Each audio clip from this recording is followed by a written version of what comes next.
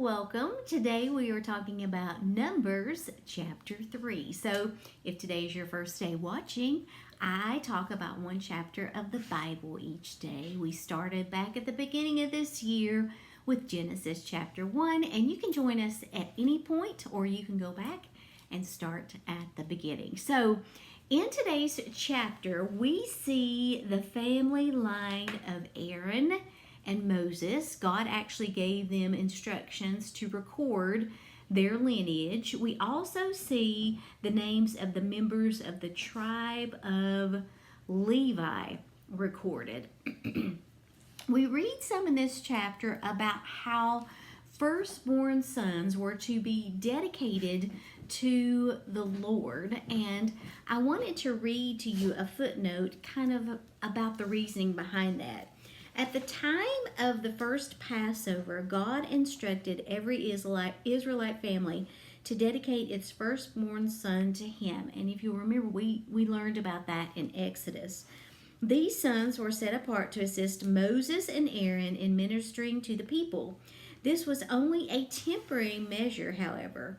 Here God chose all the men from the tribe of Levi to replace the firstborn sons from every Israelite tribe. These men, called Levites, were set apart to care for the tabernacle and minister to the people. All the priests had to belong to the tribe of Levi, but not all Levites were priests. The Levites were to be 25 years old before entering service, and they served until they were 50. They probably received 5 years of on-the-job training before being admitted to full service at age 30. When Moses and Aaron first called the Levites into service, they chose men between 30 and 50. Now, that was for the time period that we're talking about right here in Numbers. Things are different now. Aaron and his descendants were appointed to the priesthood, but there is a big contrast between that and the priesthood of the New Testament. It tells us that now that Christ is our high priest, our intermediary with God, anyone who follows him is actually called a priest. Now all Christians may come into God's presence without fear because God's own Son encourages his followers to do so. We can put guilt behind us and experience forgiveness when we have a restored relationship with God based on what Christ has done for us. So when I say priest, I'm not necessarily saying it in the form of what we assume is a pastor.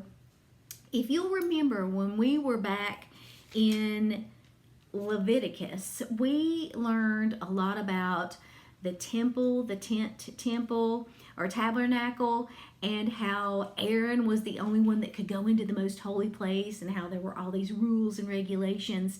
Well, what this is saying is that now there aren't all those rules and regulations in terms of coming into the presence of God.